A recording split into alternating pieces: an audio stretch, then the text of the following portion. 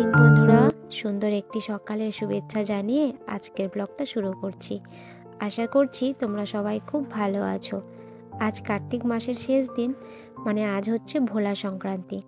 তার জন্য তোমাদের রইল অনেক অনেক শুভেচ্ছা। আজ সারাটা দিন কিভাবে কাটাতে চলেছি সবটাই তোমাদের সাথে শেয়ার করব। ভিডিওটা যদি তোমাদের ভালো লাগে অবশ্যই একটা লাইক করে দেবে আর সুন্দর করে একটা কমেন্ট লিখে ভিডিওটা শেয়ার করে দিও। তো চলো আজকে কি করতে চলেছি সবটাই তোমাদের শেয়ার করছি। সকালে ঘুম থেকে উঠে বাসি ঘরটা ঝাড় দিয়ে নিয়ে এখন মুছে নিচ্ছি। যেহেতু আজকে সংক্রান্তি, ভাবলাম এই কাজগুলো সকাল সকাল সেরে নিয়ে একেবারে স্নান করে চলে আসব। আর ওদিকে সৃজার বাবা রেডি হচ্ছে টিউশন যাবে বলে। তো ও ঘুম থেকে উঠে গেছে অনেকক্ষণ আগে, তার সাথে আমিও উঠে গেছিলাম। ভাবলাম ও বের হওয়ার আগেই সমস্ত কাজগুলো সেরে নিই। তো এদিকে আমি কাজগুলো সেরে নিচ্ছি আর ওদিকে সৃজার বাবা রেডি হয়ে নিচ্ছে টিউশন যাবে বলে। আমার বাসি কাজকর্ম প্রায় শেষ হয়ে গেছে। এখন এই কাজগুলো সেরে স্নান করে চলে আসব। ছেলে মেয়ে এখনও ঘুমাচ্ছে, আর যতক্ষণ ছেলে ঘুমোতে থাকে ততক্ষণ আমার শান্তি। মানে আমি বাসি কাজগুলো সেরে আসার আগ পর্যন্ত যদি ছেলে ঘুমিয়ে থাকে তাহলে আমি একটু আরামে কাজগুলো সেরে আসতে পারি। স্নান করে চলে এসেছি, এসে এই জানালাটা খুলে দিলাম। এই জানালাটা খোলার পর এত ভালো লাগে বলার মতো না। জানালাটা খুলে প্রতিটা দিন কিছুক্ষণ এখানে বসে থাকি, তাও আবার চায়ের কাপ হাতে নিয়ে। তো চা এখনও বানানো হয়নি, বানাবো। তো তার সাথে ওখানে বসে থাকবো, একটু সময় নিজের মতো করে টাইম কাটাবো। তো গরম জল করেছিলাম, আমি খেয়ে নিয়েছি, এখন মেয়েকে দিচ্ছি। ও ব্রাশ করে আসলো, তো ভাবলাম ওকে গরম জলটা হাতে করে দিয়ে নিই, না হলে তো ও খাবে না। যতক্ষণ না হাতে করে জলটা মুখের সামনে দেব গ্লাসটা, ততক্ষণ ও জল খেতেই চায় না। জোর জবরদস্তি প্রায় ধরে বলতে পারো জলটা খাওয়ানো হয়। তো ঠান্ডা জলটা দিলাম, সাথে করে বললাম যে গরম জলে মিশিয়ে নে। গরম জলটা তো আর খেতে পারবে না, সেই জন্য ঠান্ডা জলটা মিশিয়ে নিই।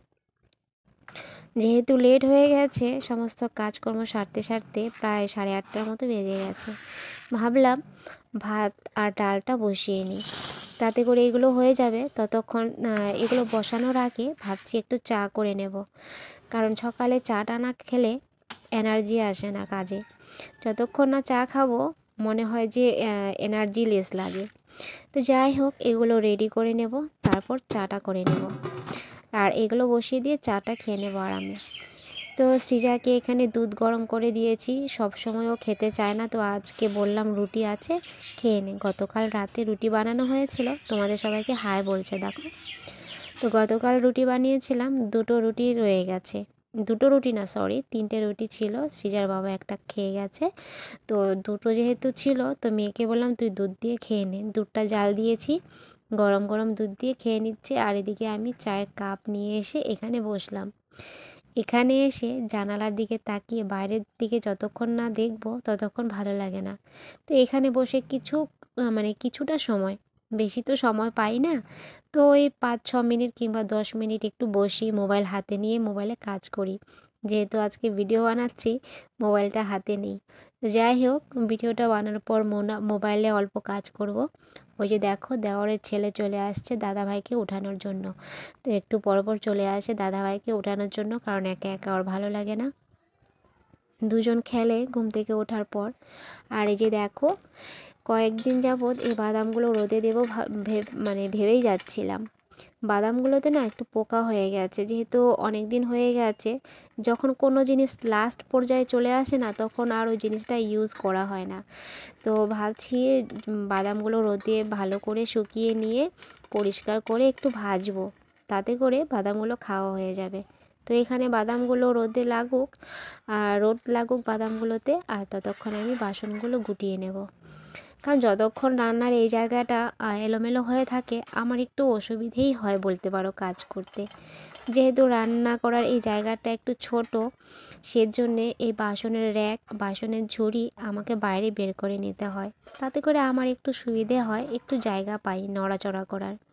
যেহেতু এখানে বসে সবজি কাটা, রেডি করা, মশলা করা সব কিছুই করতে হয়, তো এগুলো বাইরে রাখলে আমার কাজে সুবিধে হয়। তো চলো এই কাজগুলো করে নেই।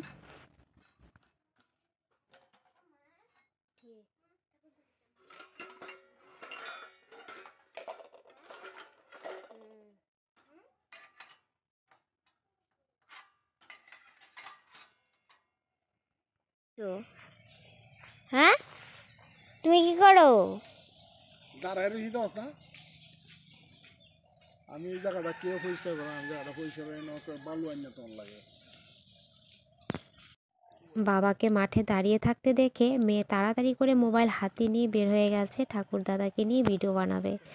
তো ঠাকুরদাদার সামনে গিয়ে কিছুটা আর কি লজ্জা লজ্জা পাচ্ছিল, তো ঠিকমতো বানাতেও পারলো না। তো বাবা ওখানে কিছু একটা ভাবছিল দাঁড়িয়ে দাঁড়িয়ে। তো এটা হচ্ছে আমার পিসি শাশুড়ির বাড়ির জাম্বুরা গাছ। আর এখানে মা কিছু করছিল, মেয়ে এখানেও এসে কতক্ষণ দাঁড়িয়ে রইলো, না মার সামনে গেছে, না মাকে কিছু জিজ্ঞেস করলো, না কথা বললো, শুধু ভিডিও বানিয়ে চলে এসছে। তো আমি বললাম ভিডিও বানালি যখন তো ঠাম্মির সাথে একটু কথা বলতি। তো এখানে দেখো চলে আসলাম ঘরে, কারণ অনেকটাই লেট হয়ে গেছে, তাড়াতাড়ি করে সকালের খাবারটা রেডি করতে হবে। তো ধনেপাতা এনেছিল, ভাবলাম আজকে ধনেপাতা বাটা করি, কারণ অনেক দিন হয়ে গেছে ধনেপাতা বাটা খাই না। মানে গেল বছর খেয়েছিলাম, আর এই বছর প্রথম ধনেপাতা আনলো। দেখো কি সুন্দর হয়েছে না, দেখতে একদম মেহেন্দি পাতার মতো লাগছে। মেহেন্দি পাতা যেরকম বাটলে পরে কালারটা হয় ঠিক ওরকমটাই লাগছে। তো আরেকবার পেস্ট করে নিব, যাতে করে র্যাশ র্যাশ না লাগে খাওয়ার সময়, একদম সুন্দর করে পেস্ট হয়ে যায়। দেখো একদম সুন্দর করে পেস্ট হয়ে গেছে। তো এটাকে এখন ভেজে নেব। আর এদিকে দেখো দুজন খেলছে, দেখেছো? বললাম না ঘুম থেকে উঠে ওদের শুরু হয়ে যায় খেলা, দুই ভাইয়ের। তো এখানে বসে খেলছে, তাও ভালো বারান্দায় বসে খেলছে, না হলে তো দুপুর টাইমে দেখবে বাড়ির সামনে চলে যায় দুজনই, রাস্তার ওদিকে চলে যায়। সাইডে জঙ্গল আছে আশেপাশে, সেই জঙ্গলে চলে যায়। তাও তবু তো ভালো যে বারান্দায় বসে বসে খেলছে। আর ওয়েদারটা দেখো আজকে অসাধারণ, খুবই ভালো লাগছে আজকে ওয়েদারটা। আর গতকাল সৃজার বাবা সবজি এনেছিল, যেহেতু আজকে ভোলা সংক্রান্তি, আমাদের নিয়ম আছে 13 রকমের সবজি দিয়ে একটা ঘ্যাট রান্না করা হয়। তো সেজন্য 13 রকমের সবজি নিয়ে এসেছি গতকাল সৃজার বাবা, মিলিয়ে 13 রকমের সবজি নিয়ে আসছে। আমি বলেছিলাম বেশি করে কোনো সবজি আনবে না, কারণ আজকাল না দেখবে যে কোনো সবজি বেশি হলেই মানে বেশি দিন থাকলে পচে যায়। আর এখানে দেখো মিষ্টি কুমড়াটা কাটা আছে, একটু আগে মা এসেছিলো, তো 2-3 রকম শর্ট পড়ে গেছিলো মার ওখানে, তো নিয়ে গেল 13 রকমের সবজি মেলানোর জন্য। তো দিয়ে দিলাম 2-3টে সবজি। আর এখানে আমি এখন সব গুছিয়ে নিচ্ছি বের করে, তারপর একবারে কাটতে বসবো। সকালের খাওয়া কিন্তু রেডি হয়ে গেছে, জাস্ট এখন খাওয়াতে বসবো। ভাবছি সবজিটা পরে একেবারে সুন্দর করে কেটে রান্নাতে চাপিয়ে দেবো, তার আগে ছেলেকে খাইয়ে নিতে হবে। 10টা 10:30 বেজে গেছে, 10টা না 10:30 বেজে গেছে, ছেলেকে এখনও খাওয়াইনি। আর ছেলেও না আজকে কিচ্ছুটা খেলো না, ঘুম থেকে ওঠে না বিস্কিট খেয়েছে না মুড়ি খেয়েছে। কি ভালো লাগছে না দেখো, টাটকা টাটকা সবজি, সবুজ সবুজ, খুবই ভালো লাগছে দেখতে। তো এখন এগুলো এখানে থাক, এখন আর কাটাকাটি করছি না বা রান্না করছি না, পরে বসাবো। তো দেখো তোমাদের সাথে কথা বলতে বলতে ওদিকে কিন্তু আমার ছেলেকে খাওয়ানো হয়ে গেছে, আমরা সবাই খেয়েও নিয়েছি। এখানে সবজিটা কেটে নিয়েছি দেখো কি সুন্দর করে। আর এখানে কাঁচা কলাটা আলাদা করে রেখে দিয়েছিলাম, যাতে করে কাঁচা কলাটা যখন সবজিতে মেশাবো তখন সবজির কালারটা কালো কালো না হয়ে যায়। আর আমি রান্না চাপিয়ে দিয়েছি ওখানে। মা দেখছি বাইরে বারো পূজা করছে, যেহেতু শনিবার সন্ধেবেলায় আমাদের বারো পূজা করা হয়। তবে মা আজকে উপাস থেকে অনেক সময় বিকেলে যদি না পারো তাহলে 12টার দিকেও করতে পারো। অনেকেই আছে ধরো উপাস থাকতে পারে না বেশিক্ষণ, তো তারা দুপুরে 12টার দিকে পুজোটা সেরে নিতে পারো, মানে শনি মহারাজের পুজো। তো মা শরীরটা বেশি একটা ভালো না ইদানিং, না আমাদের বাড়িতে কারোরই শরীর বেশি একটা ভালো যাচ্ছে না।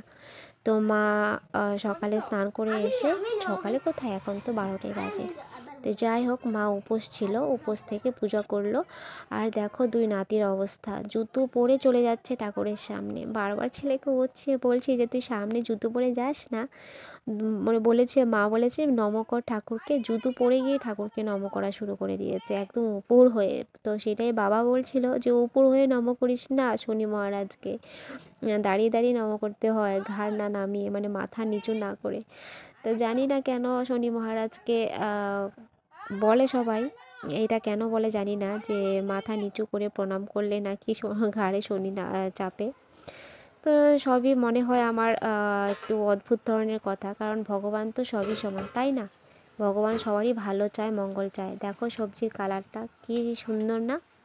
যেমন সুন্দর কালার তেমনই খেতে হয়েছিল, তাও দুর্দান্ত। সত্যি খুব ভালো হয়েছিল সবজিটা খেতে।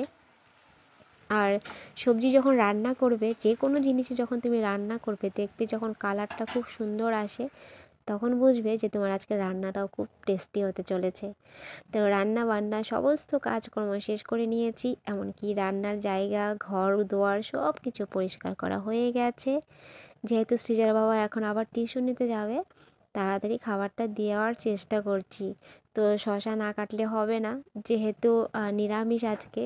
আর ভোলা সংক্রান্তি বারটা পড়েছে শনিবার, শনিবারে যেহেতু নিরামিষ খাই, তো সব আইটেমই আজকে নিরামিষই চলছে।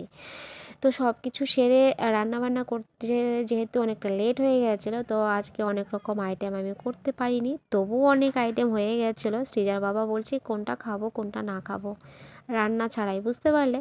তো কেন সেটা বলছিল তোমাদেরকে আমি দেখাচ্ছি, দাঁড়াও। আগে সব কিছু সামনে এনে রেডি করে নিই, তারপর তোমাদেরকে বলছি যে কেন সৃজার বাবা হিমশিম খাচ্ছিল খেতে বসে, এত কিছু রান্না না করার পরেও। আর ছেলেকে প্রথমে বসিয়ে দিলাম, না হলে না পরে ডাকতে ডাকতে ও আসতেই চায় না। ওর বাবা একটা কি অভ্যাস করেছে, যখন ও বাড়িতে থাকবে ছেলের মোবাইল লাগবে, এমন অভ্যেস করেছে ওর বাবা মোবাইলটা দিয়ে। এখন বাবা বাড়িতে থাকলে ওর মোবাইল হাতে লাগবে। এই যে দেখো ফাইনাল লুক সবজির, কেমন হয়েছে একটু বলো তো কমেন্ট করে। আর এখানে দেখো দু রকমের পাঁপড় ভাজা, ছোট একটা কালারিং পাঁপড় ভাজা আছে ফুলের মতো, আর একটা হচ্ছে আলুর চিপ, মানে আলু ঝুরি ভাজার মতো পাঁপড়। আর এখানে আছে সকালের ধনেপাতা বাটা, এখানে আছে শসা, লেবু, আর এখানে মুগ ডাল রান্না করেছিলাম, সেই মুগ ডাল। আর সাথে আছে আচার। তো এই ডাল আর সবজির সাথে যেহেতু আচার আছে, লেবু আছে, শসা আছে, পাঁপড় আছে দু রকমের, ধনেপাতা বাটা আছে, সেজন্যে সৃজার বাবা হিমশিম খেয়ে যাচ্ছিল আজকে দুপুরে খাবার খেতে বসে। মানে কোনটা ছেড়ে কোনটা খাবে, পাঁপড়, শসা না আচার, এই আর কি ওর বাবা বলছিল। তো দেখো দুপুরে খাওয়া দাওয়ার পরে আর কোনো রকম ভিডিও বানাইনি, কারণ কিছু কাজ জমেছিল, সেগুলো কমপ্লিট করতে আমার একটু দেরি হয়ে গেছিলো, মানে মোবাইলে কাজ করছিলাম আর কি, তো সেজন্য আর ভিডিও বানাইনি। তো সন্ধ্যেবেলা সৃজার বাবা বলছে চাটা করে দাও, সেই মুহূর্তে ভাই চলে আসছে, মানে বড় দেওর চলে আসছে, ভোলা পড়াবে আর কি, ভোলা বলি পোড়াবে, মানে বাড়ি থেকে যত খারাপ জিনিস আছে বিদায় দিয়ে ভালো জিনিসকে আমন্ত্রণ জানাতে। তো বাড়ির যত খারাপ জিনিস আছে সব কিছুকে বিদায় দেবো আজকে। আর যার জন্য লাগবে মশাও মারতে হয়, জানো তো, প্রত্যেক বছরই প্রত্যেক দিন মশা থাকে, ঠিক এই দিনটাতে মশা পাওয়া যায় না। তবে বাবার ঘরে বাবা 2-3টে মশা মেরেছিল, এই যে মা নিয়ে এসছে। আর লাগে সর্ষে, লাগে হচ্ছে পাট পাতা। তো আমিও সামনে গিয়ে জিজ্ঞেস করছিলাম, তো মা সাথে সাথে বলছে যে সব কিছু শিখে রাখো, মা ভবিষ্যতে কাজে দেবে। তো মা বলছে এই যে এটা এটা লাগে, তো ভালো করে শিখে রাখো, বুঝে রাখো, তোমাদেরকে তো এরপর করতে হবে। তো যাই হোক, সবাই বাচ্চারা আনন্দ করছে, বিশেষ করে আমার মেয়ে, তুহিন, ছেলে আর কি, দেওরের ছেলে। আর দেওরের মেয়ে তো একটু অসুস্থ আছে, যেহেতু পায়ে ব্যথা পেয়েছে, ও আনন্দ করতে পারছে না, ওর মা বাইরে এনে বসিয়ে রেখেছে ওকে, ও ওখান থেকে বসে ভয় পাচ্ছে যে ভাইদেরকে আগুনের সামনে যেতে দিও না, যেহেতু ভয়ে কিছুদিন আগে ব্যথা পেয়েছে একটা, তো ওর ভেতরে একটা ভয় ঢুকে গেছে। তো যেহেতু দেওরের ছেলে আর আমার ছেলে সামনে গিয়ে লাফালাফি করছে, তো সেটা দেখে চিৎকার করছিল, বম্মা ভাইদেরকে সামনে ও যেতে দিও না, ওদেরকে পেছনে এনে রাখো।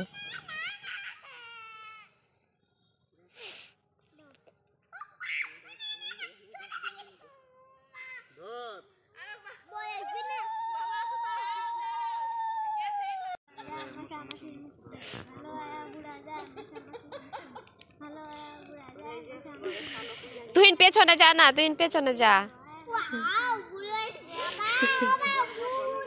হ্যাঁ উপরে যায় উপরে।